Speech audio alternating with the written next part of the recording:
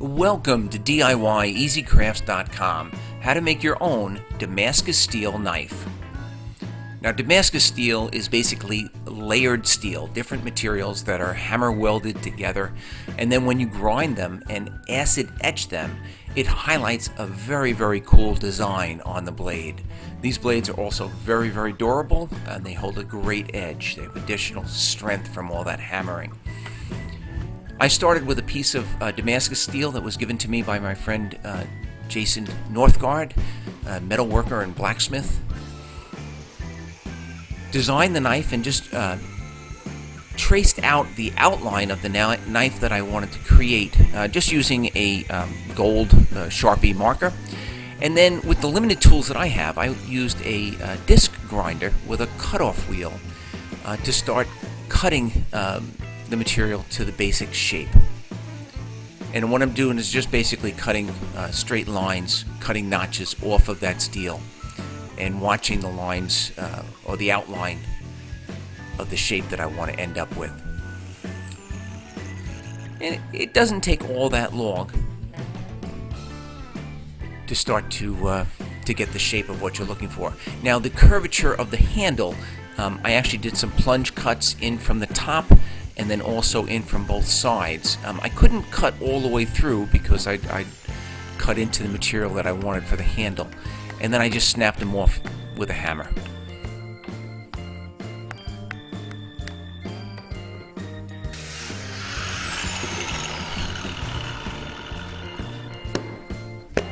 And like I said, this is now cut to the basic shape, but it's very, very rough. You can see all those ragged edges from the plunge cuts. At this point, I used the same disc grinder, but I changed to a grinding wheel, a very aggressive grinding wheel. This really went through the material nicely and very quickly got rid of all of those rough edges, sharp grind marks, cut marks, etc.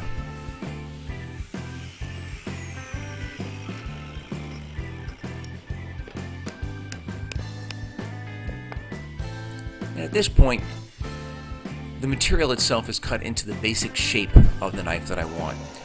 To smooth out all of those lines a little bit better, bring them right into the marks or the stencil marks, I moved over to a belt sander, and I was able to belt sand the majority of this knife to the final shape. Some of the curvatures on the handle, on the blade, did not permit me to get into it with the belt sander.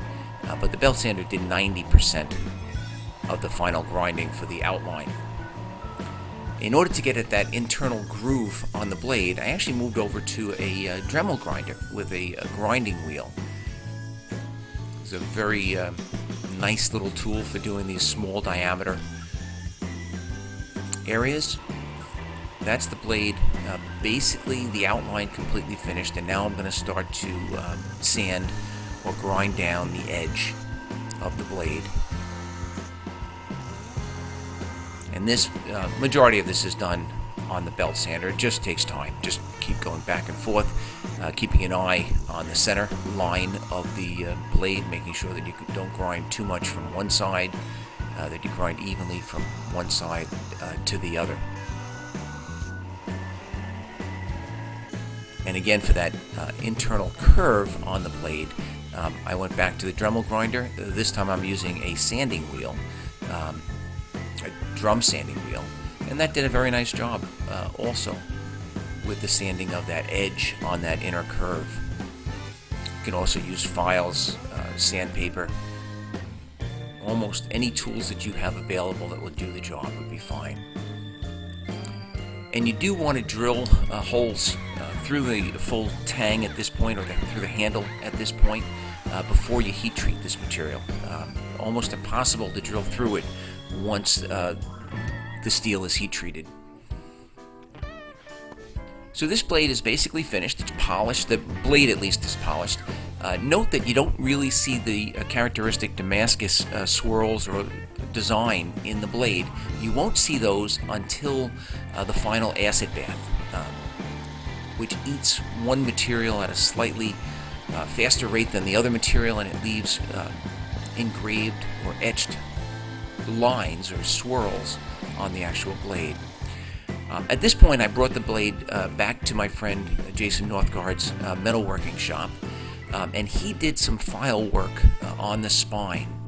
Now this, I've never done this before on a knife, but really cool idea.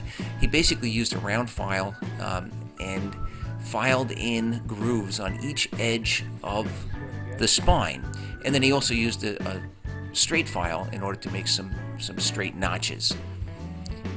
You don't appreciate this file work until you actually mount the handle on the knife, and it really just makes that design pop.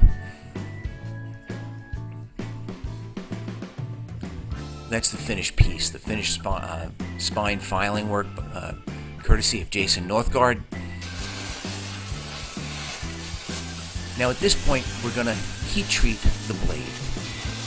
Now I covered heat treating on a separate video, heat treating, annealing, and also tempering, all very important parts of knife making. But for this process of making this knife, we're just going to heat treat at this point. So we're going to bring the blade up to an even temperature, all cherry red and all non-magnetic. You have to heat it up to a point where it's non-magnetic, and then you're going to quench it in oil. This is going to make the blade very hard, but also brittle. So we will then polish it. We can clean it up a little bit more and get it ready for the acid bath. I'm going to acid etch the blade, which means that I'm going to immerse it in muriatic acid. And depending on the material of the metal that you use to create the Damascus, you may have to soak this in muriatic up to 20-24 hours in order to get the grooves to be as deep as you'd like them, or the Damascus swirls to be as pronounced as you'd like them. Once you're done with the muriatic, rinse the knife off, or rinse the blade off with water to get rid of the acid. You can use a little bit of steel wool or some very fine emery just to polish up the blade or the outer edge of the blade. It would basically polish the high marks but leave the darker grooves, so it just makes the Damascus lines or Damascus swirl a little bit more prominent.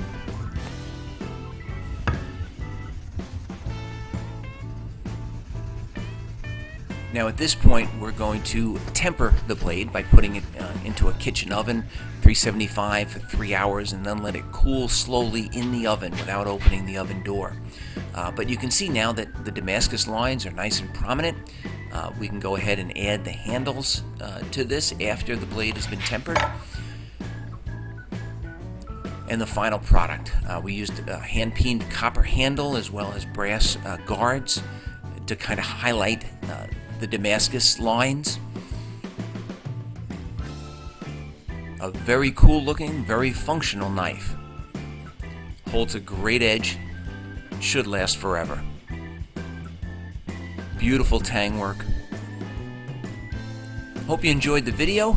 Please check us out on DIYeasycrafts.com. Check out our other how-to videos. And if you like this video, I ask that you please like and subscribe to this YouTube channel.